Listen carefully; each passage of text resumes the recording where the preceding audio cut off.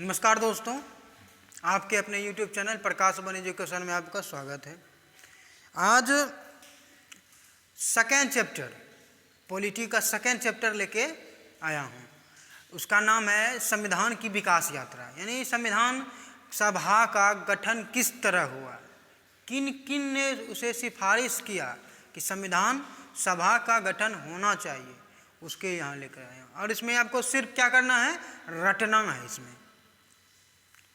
इसमें सिर्फ आपको रटना है, क्योंकि रटने वाला चीज़ इसमें बहुत सारा है। आपको समझने वाला चीज़ प्रस्तावना में मिलेगा। कुछ आपका जो केस है, दो चार केस है कि जैसे कि सज्जन सिंह हो गया, केशवानंद भारती मामले हो गया, ये सब केस है, थोड़ा सा आपको समझना पड़ेगा। उसके बाद आप पृष्ठभूमि समझिएगा संविधान की, किस तरह इसकी क्या कहते हैं उसको, उत्थान पतन होते हुए आगे बढ़ा हमारा संविधान, उसके बाद बना। तो सबसे पहले आज एक बात आपको बताना चाहते हैं, क्योंकि आज बिहार ले लीजिए, भारत लीजिए, कहीं भी ले लीजिए, रोजगार की मारामारी है। आज जो कहते हैं कि पहले बोलते थे हमारे देश को, यानी भारत को बोलते थे कि विश्व गुरु है। ठीक, पहले हम कुछ अलग संदर्भ में बोल रहे थे कि ये सभी को ज्ञान दिया था, लेकिन एक अलग संदर्भ मैं लेकर आया हूँ आपके पास। कि अलग संदर्भ इस मायने में, जैसे कि बोला जाता है ना कि थरिया पीट के टेढ़ा कर दिए, उसमें रोटी डाल दो, विश्व गुरु हाथ को काम दो। यही है कि अब विश्व गुरु का मायने बदल गया, क्योंकि अब सबको हाथ में रोजगार चाहिए, क्योंकि रोजगार रहेगा तभी पेट में रोटी जाएगा। इसीलिए सबसे पहले क्या करना है आपको कि इसे लिख लेना है, इसे आपको अपने नोटबुक में उतार लेना है, क्योंकि इसमें सिर्फ रटने वाला चीज़ है।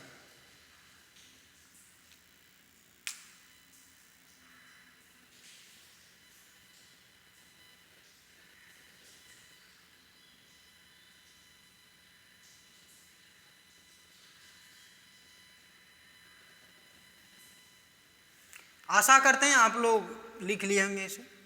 अब आते हैं यहाँ पे, देखिए अपने, अच्छा संविधान की मांग कर रहा था सब, ठीक है। तो संविधान क्या होता है, इसे आप समझे कि संविधान किसे कहते हैं, संविधान क्या होता है। हम सबसे शुरुआत में आपको बोले थे कि आप 11 का 2 बुक आता है, उसे आप पढ़ लीजिएगा, तो जो किसे कहते हैं संविधान पे जो समझ होता है वो आपका विकसित हो जाएगा। जहाँ आप लोगों ने मेरी बात को आप मान लिए होंगे, तो आप जैसे हम आपसे पूछे कि संविधान क्या है, संविधान किसे कहते हैं, तो आप समझ गए होंगे क्या है संविधान, किसे कहते हैं संविधान। जो नहीं पढ़े होंगे तो आगे मैं पढ़ाऊँगा, इसके बारे में बताऊँगा अगले वीडियो में। आइए सबसे पहले पृष्ठभूमि देखते हैं कि संविधान सभा की जो कि मांग कर रहा था संविधान सभा का, किसने इसका मांग किया। आइए पृष्ठभूमि देखते हैं। संविधान सभा का गठन का विचार सर्वप्रथम 1934 में वामपंथी नेता एम.एन. रॉय द्वारा रखा गया था। देखिए क्या संविधान सभा का गठन का विचार सर्वप्रथम 1934 में वामपंथी नेता एम.एन. रॉय द्वारा रखा गया था। ठीक, तो आपको वहाँ पूछ सकता है, इसको देखिए कैसे पूछेगा आपको। छोटा एग्जाम में तो सिर्फ संविधान सभा का सबसे प्रथम विचार किसने लगाता है, ये हो गया छोटा एग्जाम के लिए ये है। लेकिन बड़ा एग्जाम जैसे कि आप संघ लोक सेवा आयोग का एग्जाम में बैठेंगे तो आपसे देखिए कैसे पूछेगा। जैसे कि इसमें है पहला हो गया, आपका पहला हो गया, तो 1934 में स्वराज पार्टी ने संविधान सभा की मांग की गई। ठीक है, 1934 में किसने की, स्वराज पार्टी ने। उसके बाद 1935 में कांग्रेस ने संविधान निर्माण की मांग की थी। ठीक, उसके बाद नेहरू की इस मांग को ब्रिटिश सरकार ने सैद्धांतिक रूप से मांग मान लिया। यही प्रस्ताव 1940 में अगस्त प्रस्ताव के नाम से जाना जाता है। ठीक है, इसको हम पढ़ लिए। ठीक है, तो छोटा एग्जाम हो गया। छोटा एग्जाम में कैसे पूछेगा कि अगस्त प्रस्ताव किसने पेश किया था, या ज़्यादा से ज़्यादा घुमा सकता है कि कब पेश किया गया था, 1940 में बोल दीजिएगा। ठीक है, लेकिन बड़ा एग्जाम में जैसे आपको दे देगा, एक बगल दे देगा आपको संविधान सभा का गठन का विचार। ठीक है, फिर उसके बाद दे देगा आपको 1934 में देश पार्टी ने संविधान सभा की मांग की। 1935 में देश ने संविधान निर्माण की मांग की थी। नेहरू की इस मांग को ब्रिटिश सरकार ने कब माना था। ठीक, एक बगल दे दिया आपको। इधर क्या करेगा, आपको इसका जो होता है इसका और फेर कर देगा। 1934 आगे दे देगा, 1935 नीचे दे देगा, आपका और फेर कर देगा, आपको समय उसमें लगेगा। ये हो गया। अब नीचे में कूट दे देगा आपको, जैसे दे देगा पहला 1 2 3, ठीक है। उसके बाद दूसरा देगा 1 2, तीसरा देगा केवल 1, इसमें देगा इनमें से कोई नहीं, यहाँ देगा सब दे देगा 1 2 3 4 5 सब दे देगा। अब आप उलझ जाइए उसमें। इसी तरह होता है बड़ा एग्जाम में। और बड़ा एग्जाम में क्या करता है कि आपका समय उलेगा, चाहेगा कि विद्यार्थी को समय कम दे, जल्दी वो फंसे, ये होता है। और इसे आप रट लीजिएगा, इसे तो आपका क्लियर रहेगा कि जैसे आ गया तुरंत हम लगा दिए। 2 को भी हमको पता है ना तो सब मार देंगे हम, ठीक। उसके बाद आते हैं संविधान सभा का गठन। तो मांग किया, इन लोगों ने मांग किया। उसके बाद संविधान सभा का गठन किया गया। क्रिप्स मिशन की असफलता के बाद 1946 में 3 सदस्यीय cabinet mission, Pethick Lawrence, sir Stafford Cripps, AB Alexander, ठीक है। ये जो आपका आया था कैबिनेट मिशन के अंतर्गत, ये 3 सदस्य आए थे इंग्लैंड से, कि किस तरह यहाँ भौगोलिक आधार पर या राजनीतिक आधार पर किस तरह हमको भारत का विभाजन करना है, ठीक है। उसके बाद को भारत भेजा गया, इसको भारत भेजा गया। कैबिनेट मिशन के प्रस्ताव के द्वारा अंततः भारतीय संविधान के निर्माण के लिए एक बुनियादी ढांचे का प्रारूप तैयार किया गया, जिसे संविधान सभा का नाम दिया गया, ठीक। आपको इसमें रटना है, क्या जानते हैं कि कैबिनेट मिशन के अंतर्गत कौन कौन से सदस्य आए थे, क्योंकि इसमें जैसे BPSSC का एग्जाम होता है दरोगा का, तो उसमें पूछा जाता है सब। Pethick Lawrence, sir Stafford Cripps, AB Alexander, इस तरह इसको आपको याद रखना है। उसके बाद आते हैं कैबिनेट मिशन योजना के अनुसार क्या हुआ। जो यहाँ पे कैबिनेट मिशन योजना आई, वो अब स्ट्रेटजी बना रही थी कि कैसे हम इसको अलग करें, किस तरह इसको विभाजित करें, क्योंकि हमारे देश में तो जानते हैं विविधता बहुत बड़ा है। नहीं कहते हैं कि एक कोस पे पानी और 4 कोस पे वाणी यहाँ बदलता है, उसी तरह यहाँ पे विविधता है, पानी और वाणी में दोनों तरफ विविधता है। प्रत्येक प्रांत देशी रियासतों व राज्यों के समूह को उनकी जनसंख्या के अनुपात में सीटें दी जानी थी। सामान्यतः 10 लाख पर 1 सीट की व्यवस्था रखी। अभी भी है, जैसे लोकसभा का होता है चुनाव, तो उसमें है कि जहाँ 10 लाख जहाँ उसमें हो गया जनसंख्या, तो 1 संसदीय क्षेत्र बन गया। अभी भी उसी तरह है। 389 सीटें कुल कितना सीटें थी? 389 सीटें, जिसमें कि आपको देना था ब्रिटिश सरकार के प्रत्यक्ष शासन वाले प्रांतों को 296 सीटें देनी थी। उसके बाद देशी रियासतों को 93 सीटें, उसके बाद देशी रियासतों को 93 सीटें आवंटित की जानी थी, ठीक। अब आते हैं नीचे 296 सीटें। अब देखिए ये 296 सीटें का बंटवारा कैसे हुआ है। 292 सीटों का चयन ब्रिटिश भारत के 11 प्रांतों से 4 का चयन दिल्ली, अजमेर, मारवाड़, कुर्ग, ब्रिटिश बलूचिस्तान। देखिए ब्रिटिश बलूचिस्तान में मुस्लिम भी थे, जो ब्रिटिश के अधीन थे उसको कहा गया ब्रिटिश बलूचिस्तान, ठीक। ब्रिटिश बलूचिस्तान के 4 चीफ कमिश्नर के प्रत्येक प्रांतों से किया जाना था, ठीक है। तो ये जो चीज़ है ना, आपको रट जाना चाहिए पूरा, ये चीज़ आपको पूरा रट जाना चाहिए, क्योंकि इससे जो है भी आई है, इससे आता है क्वेश्चन। कोई सा भी एग्जाम में बैठे हैं आप, चाहे वो SSC हो, SSC CHSL हो, SSC CGL हो, SSC GD हो, चाहे BPSC हो, चाहे UPSC हो, सब में क्वेश्चन आता है, भरा पड़ा है सबसे क्वेश्चन। नहीं तो आप निकाल के देख सकते हैं इसका क्वेश्चन बैंक। अब दोस्तों आते हैं कैबिनेट मिशन के अनुसार। क्या जो कैबिनेट मिशन जो आई भारत में, तो उसकी क्या स्ट्रेटजी थी। देखिए प्रत्येक प्रांत की सीटों की 3 प्रमुख समुदाय, मुसलमान, सिख, समान।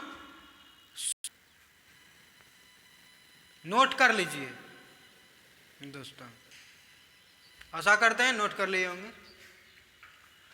प्रत्येक प्रांत की सीटों की 3 प्रमुख समुदायों मुसलमान, सिख, सामान्य में उनकी जनसंख्या के अनुपात में बांटा जाना था।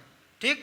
उसके बाद प्रत्येक विधानसभा में प्रत्येक समुदाय के सदस्यों द्वारा अपने प्रतिनिधियों का चुनाव एकल संख्या मत के माध्यम से समानुपातिक प्रतिनिधित्व तरीके से मतदान किया जाना था। जैसे कि अभी राष्ट्रपति हो गया आपका, राज्यसभा का आपका सदस्य हो गया, उसके इसी के अनुसार होता है, समानुपातिक प्रतिनिधित्व के प्रणाली के द्वारा। देशी रियासतों के प्रतिनिधि का चुनाव रियासतों के प्रमुखों द्वारा किया जाना था। ठीक है, देशी रियासतों के यानी रियासत का जो प्रमुख होता था, जैसे कि मंत्री हो गया, उसका सदस्य हो गया, उसके द्वारा किया जाना था। अब है संविधान सभा आंशिक रूप से चुनी गई और आंशिक रूप से नामांकित निकाय, आंशिक रूप से कहाँ है, संविधान सभा आंशिक रूप से चुनी हुई और आंशिक रूप से नामांकित निकाय। देखिए, इसका कहने का अर्थ ये हुआ क्योंकि वयस्क मताधिकार के अनुसार इसका चुनाव नहीं हुआ था। वयस्क मताधिकार के अनुसार, जैसे कि वयस्क मताधिकार क्या हुआ कि जो पहले 18 साल का जो भी व्यक्ति था, जैसे कि हम लोग हो गए, हम लोग चुनाव के माध्यम से चुनते हैं। ठीक है, लेकिन वहाँ क्या हुआ कि समानुपातिक प्रतिनिधित्व के वजह से के कारण हुआ। ठीक, जैसे कि आपका देशी रियासत हो गया, तो देशी रियासत में तो जनता भी रहता था, जनता ना चुन करके उसका जो प्रमुख होता था देशी रियासत का, जो कि सदस्य होता था, मंत्री होता था, तो वही उसको चुनते थे। तो इसमें तो जनता अछूता रह गया। ये संविधान जनता के लिए, ना कि कुछ विशेष समुदाय के लिए, इसीलिए इसको आंशिक रूप से कहा गया। फिर बाद में आपका आलोचना भी किया गया है इसमें, आपको अगले क्लास में पढ़ेंगे कि इसमें आलोचना भी किया था। देशी संविधान सभा आंशिक रूप से चुनी हुई गई और आंशिक रूप से नामांकित निकाय थी। संविधान सभा भले ही प्रत्यक्ष रूप से यानी वयस्क मताधिकार नहीं चुनी गई थी, फिर भी प्रत्येक समुदाय की भागीदारी थी। देखिए, ये क्या है कि अभी जैसे हम चुनते हैं तो सबका आरक्षित है सीट, जनजाति इलाका है तो उसका 20% आरक्षित है कि वहाँ से वो चुन के आएगा ही, तो लेकिन यहाँ तो नहीं था, लेकिन तब फिर भी सबकी भागीदारी सुनिश्चित की गई थी इसमें। फिर भी प्रत्येक समुदाय की भागीदारी थी, हिंदू, मुस्लिम, सिख, आंग्ल भारतीय क्या कि माता है नहीं पिता है विदेशी और माता है देशी। ठीक है, उसका जो बेटा हुआ वो यहीं रह गया, तो वही हुआ आंग्ल भारतीय, वो भी था, आंग्ल भारतीय भी था। ईसाई अनुसूचित जाति, अनुसूचित जनजाति के प्रतिनिधियों को प्रतिनिधित्व करने का अवसर मिला। महिलाएं भी इसमें भागीदारी थी, 5 महिलाएं थी, सुचिता कृपलानी और राजकुमारी अमृता कौर, यही 2 हो गया और 3 थी, ध्यान नहीं आ रहा है लेकिन आपको बता देंगे हम अगले वीडियो। अब दोस्तों आते हैं संविधान की कार्यविधि पे, यानी सबसे पहले इसे आप नोट कर लीजिए, सबसे पहले इसे आप नोट कर लीजिए।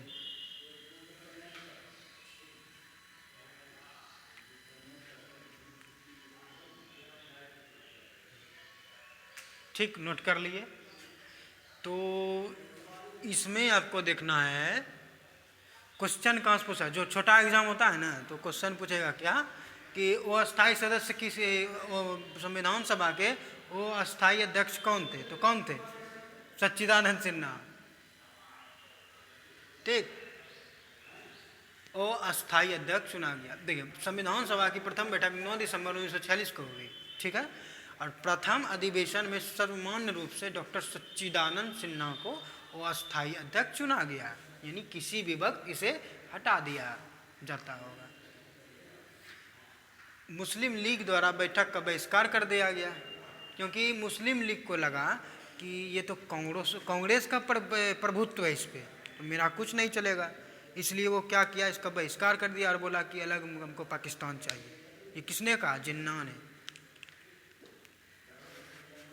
11 दिसंबर 1946 को डॉक्टर राजेंद्र प्रसाद को संविधान सभा का अस्थायी अध्यक्ष और HC मुखर्जी को उपाध्यक्ष चुना गया।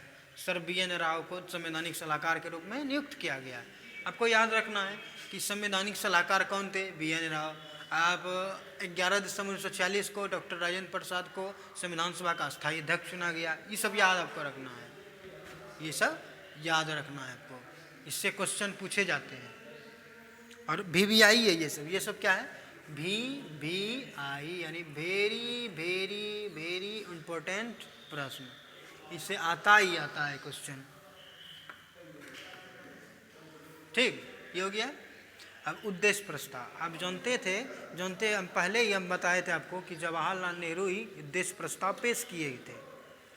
उसके अंतर्गत ये था कि 13 दिसंबर 1946 को संविधान सभा में जवाहरलाल नेहरू उद्देश्य प्रस्ताव प्रस्तुत किया।